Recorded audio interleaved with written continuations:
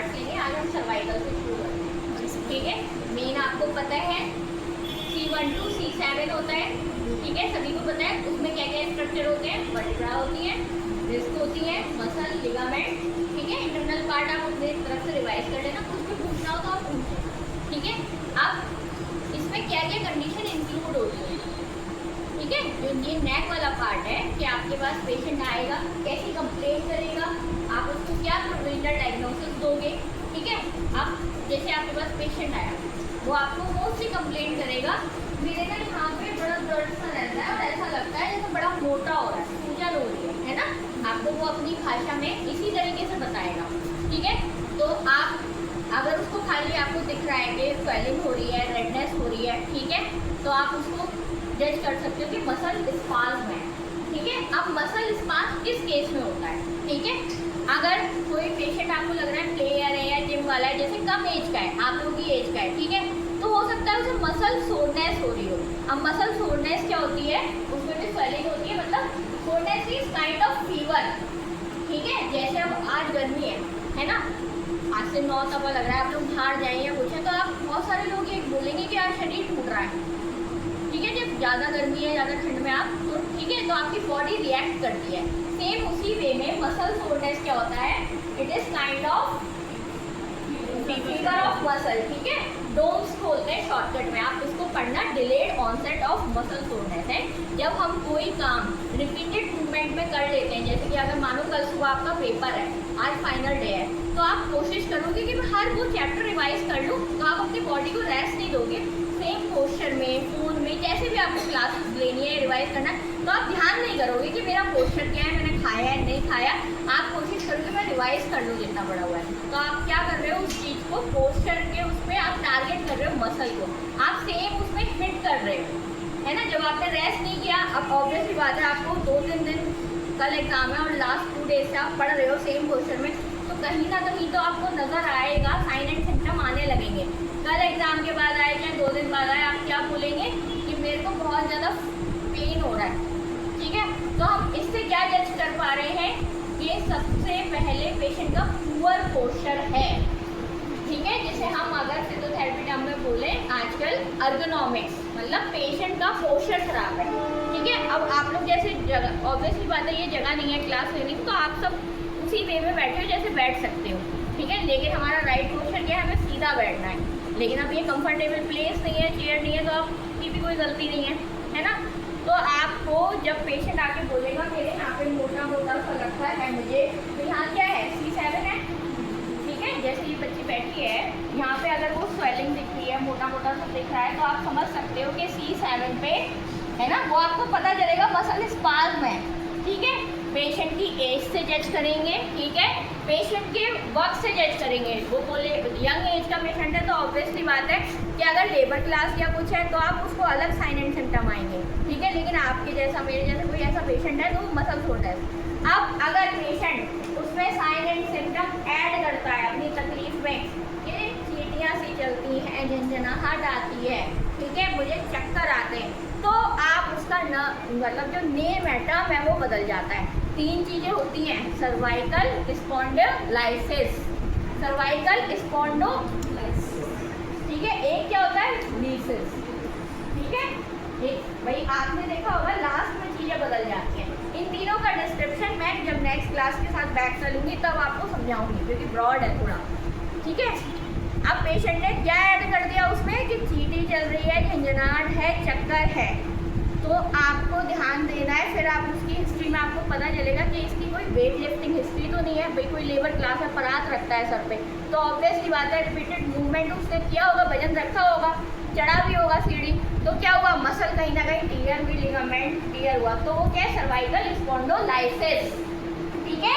SIS ये term जो है, इसमें क्या हुआ, वियर एंड टीयर हुआ मसल का, ठीक है। रिपीटेड मूवमेंट में कोई चीज़ आप वजन बाहर रख के सर पे चढ़ रहे हो, मजदूरी कर रहे हो, तो कहीं तो आपको देखिए वो पेशेंट बोलेगा मुझे झंझनाहट आती है। कोई पेशेंट का तरीका होता है, जैसे बहुत सारे पेशेंट आगे कहते हैं सुआ चल रहा है, ठीक है, वो उसकी लेमैन लैंग्वेज है, ठीक है, अब आपको क्या करना है, उसे गाइड करना है किस तरीके से। ऑब्वियसली बात है, अगर अफोर्ड कर पा रहा है तो आप बहुत सारी चीज़ें उसे बता सकते हो कि सर्वाइकल कॉलर पहनो, ठीक है, एक्सरसाइजेज मैं अभी बताऊंगी। लेकिन मॉडिफिकेशन करो अपने पोस्चर में। अगर आपको लग रहा है वो लेबर क्लास से नहीं कर पाएगा तो आप उस लेवल पे कैसे बताओगे कि भैया वजन नहीं उठाना, कोई और काम करने लगो, ठीक है। और भी काम है, सर पे वजन वाला मत करो, ठीक है, हाथ पैरों से रिलेटेड वाला कर लो, ठीक।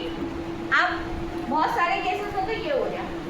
अब आपने देखा होगा जिम जो लोग जा रहे हैं उन्हें सडन एकदम जर्क भी तो लग सकता है, ठीक है। जिन्होंने सडनली एक्सरसाइज शुरू करी है तो वो तो भाई ऑब्वियसली बात है, जब हिस्ट्री में पता चल जाता है कि ज़्यादा पुराना नहीं है। और कौन सा पेशेंट क्या कंप्लेन कर सकता है, किसी का शोल्डर फ्रैक्चर हुआ था, अगर बहुत दिन तक सेम हुआ तो ऑब्वियसली बात है उसने ये वाले मूवमेंट नहीं करे तो वो क्या, ऑब्वियसली बात है सारी मसल रिलेटेड है आपस में, तो वो भी शिकायत करेगा। या फिर कोई बहुत लॉन्ग सिटिंग वाला जॉब वाला है जिसकी काफ़ी लंबी 9 to 5 की जॉब है, फ़ोन पे मोबाइल पे यूज़ कर रहा है ना, तो उसको भी सेम कंप्लेंट्स आएंगी। और आजकल तो 7-8 साल के बच्चे बहुत आते हैं हमारे क्लिनिक्स में भी, उसका रीज़न यही है, जंक फूड खा के उल्टे लेट के फ़ोन देख रहे हैं, टीवी देख रहे हैं, लाइक अ काउच पोटैटो। अगर पैट आप बोलें तो आपने सुना होगा सोफे पर पड़ा हुआ आलू, आजकल के बच्चे ज़्यादातर ऐसे ही हैं, फिजिकल एक्टिविटी है नहीं, ठीक है। अब और कौन सा पेशेंट कंप्लेंट कर सकता है कि सर्वाइकल पेन आ रहा है, बताओ। कोई आपको लग रहा हो आपके पास केस आया हो, है बेटा, बैड रिटर्न सर्वाइकल का वो नहीं करता, वो तो वो सारी बॉडी का मतलब वो होता है, आप ले सकते हो इस चीज़ को। लेकिन जो बैड रिटर्न पेशेंट है वो सर्वाइकल का तो वैसे नहीं बताएगा क्योंकि वो बहुत टाइम से लेटा हुआ है। आपके अभी तक कोई आया सर्वाइकल कंप्लेंट वाला पेशेंट? हाँ, क्या थी उसकी? हाँ, क्या कंप्लेंट थी उनकी, मैं यही जानना चाह रही हूँ कि उन्होंने आपको बताया क्या कंप्लेंट बताई?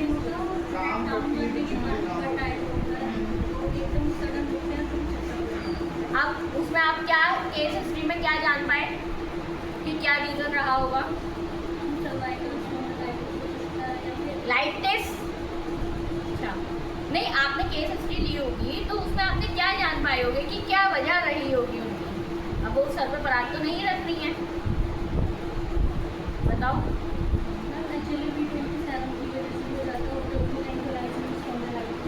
लेकिन आप जनरल ये जो हम पोस्चर से रिलेटेड फिजियोथेरेपी की क्लास ले रहे हैं इससे रिलेटेड बताओ आप। ये तो आप चलो ठीक है फिजियोलॉजिकली कॉज पे, ठीक है। हाउस वाइफ की क्या कंप्लेंट होती है? हाँ, हाउस वाइफ की क्या रहता है, जैसे हमारे इंडियन हाउसेज में माँ बच्चे को पालती है तो आपने देखा होगा वो इसी हाथ पे लिटाएगी, फीड करा रही है, ठीक है, गोदी ले रही है, तो क्या होता है उनका टायर्डनेस, मतलब वो रेस्ट नहीं कर पाती, उनकी मसल फटीग होती चली जाती है, थकती चली आती है। फिर उससे मैंने बताया ना हमको बच जाता है, यहाँ सूजन आने लगती है। फिर जब आप उसको भी ध्यान नहीं करते, निगलेक्ट कर लेते हो तो ऑब्वियसली बात है मसल ही तो है। मशीन भी एक टाइम पे हर साल एसी द्वारा ऑन करते हैं, सर्विस मांगती है, ऐसी हमारी बॉडी भी प्रॉपर टाइम पे रेस्ट और स्ट्रेंथनिंग मांगती है। हमारे जो इंडियन फीमेल्स हैं ना तो हमारे यहाँ स्ट्रेंथनिंग एक्सरसाइजेस कराई जाती है, ना ही उनका लाइफ स्टाइल चेंज किया जाता है। वो पोछा भी लगा रही है तो पूरा ऐसे लेट के उनका, ठीक है। तो आप इसको चेक कर सकते हो कि पुअर पोस्चर है, ठीक है, और मसल स्ट्रेंथनिंग नहीं है, ठीक है। अब आपको क्या क्या करना है, ठीक है। अब बात आती है कि आपने अपनी मेडिसिन दी होम्योपैथिक, उसके साथ आप क्या इंक्लूड कर सकते हो, कैसे चेक करोगे।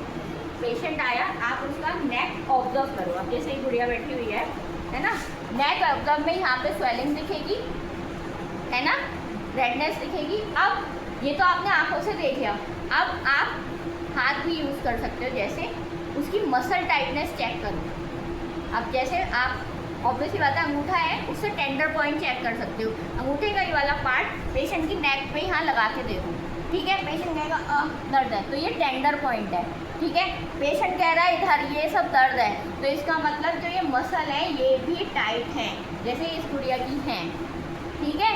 आप फील करना, ठीक है, आओ एक बार फील करो, देखो पता चलेगा मसल टाइट है।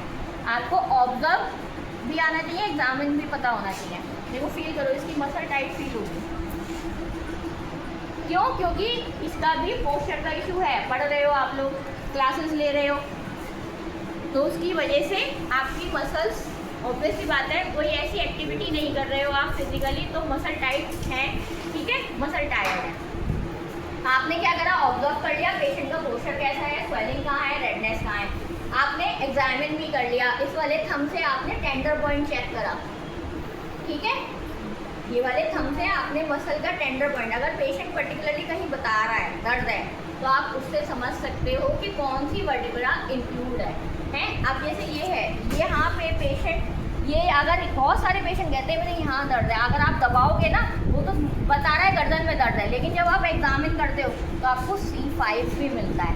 C5 मोस्टली उन्हें मिलेगा जब टाइट चोटी बांधती है ना लेडीज, और रात को भी वही पहने रहती हैं, बांध के सोती हैं वो। क्यों? क्योंकि जब हम चोटी बांधते हैं, किस लड़की ने बांधी हुई है चोटी, किसे बांधी है, तो जब हम चोटी बांधते हैं और किसी में सो जाते हैं, तो ऑब्वियसली बात है मसल रिलैक्स ही नहीं हुई है, फ्लो पे ऐसी पहुँच जाती है ना, ये चीज़ हार्ड है। अब जब रस्सी खींचते हैं कुएं से, तो वो भी निशान छोड़ जाती है। आप इसी चीज़ को, ट्रेंड को फॉलो करते रहोगे तो ऑब्वियसली बात है आपको प्रॉब्लम होगी। तो पेशेंट को हम गाइड करेंगे, फीमेल को, लूज क्लोथिंग। अगर आप रात में सो रहे हैं तो अपनी क्लोथिंग लूज करिए। ऑब्वियसली बात है जो आपकी स्ट्रेप्स होती हैं वो टाइट होती है, वो मसल को जकड़ के रखती हैं, ठीक है, बाउंड करती है, तो आप उसको बोलो कि आप लूज क्लोथिंग में रखिए, ठीक। दूसरा, आप पेशेंट को क्या गाइड करेंगे, अगर वो अफोर्ड कर सकता है तो सर्वाइकल पिलो गाइड कर सकते हैं, ठीक है। अगर वो अफोर्ड नहीं कर सकता तो किसी व्यक्ति के पास कोई हैंड टॉवल या हैंकी है, आप कुछ भी स्टॉल दे दो, तो आप जैसे पेशेंट अफोर्ड नहीं कर सकता सर्वाइकल पिलो, उसको बोलो कोई टॉवल या इस तरीके से बेडशीट जो सिंगल वाली होती है वो ले, रोल बनाए, ठीक है। अब वो जब लेटे तो इसको ऐसे रखे बेड पे कि ये वाला जो हमारा कर्व होता है, उसकी भाषा में जो गड्ढा है गर्दन का, वहाँ पर ये आ जाए, ठीक है। तो ऑब्वियसली बात है, अगर आप आज जाएं रूम पर तो लेट कर देखना, ठीक है, रोल बनाना अपना, इतना हार्ड भी ना हो कि आप अनकम्फर्टेबल हो, इतना लूज भी ना हो, लेटते ही दब जाए। नॉर्मल, या तो कोई हल्की टॉवल हो या फिर कोई शीट हो, बेडशीट सिंगल बेड वाली, रोल बना के बोले अब आप लेट जाओ, ठीक है। अब कोई बच्चा बिना ना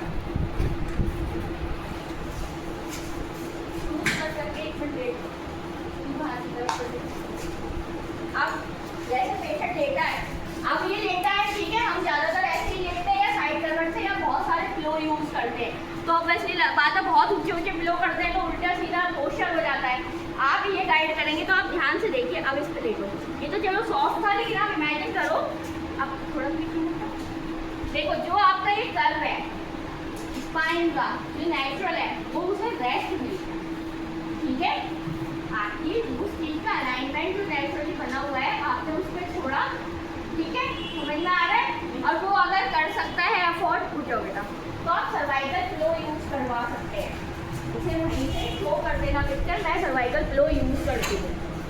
क्यों? क्योंकि मेरे को भी हेलमेट लगाती हूँ, डॉटर छोटी है, उसके साथ लगना होता है, तो मैं सर्वाइकल फ्लो यूज़ करती हूँ। टाइनोल का बहुत अच्छा होता है, मैं ऐड नहीं कर रही हूँ किसी चीज़ का, लेकिन बता रही। अगर पेशेंट अफोर्ड नहीं कर सकता तो आप ये बता दीजिए। दूसरा, किसी भी चारपाई पे, मीन्स खाट पर नहीं सोना है। जब हम चारपाई या खाट पर सोते हैं, हमारी बॉडी जो होती है झूल जाती है, वो लूज हो जाती है।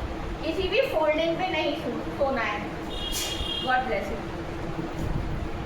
ठीक है, समझ में आया।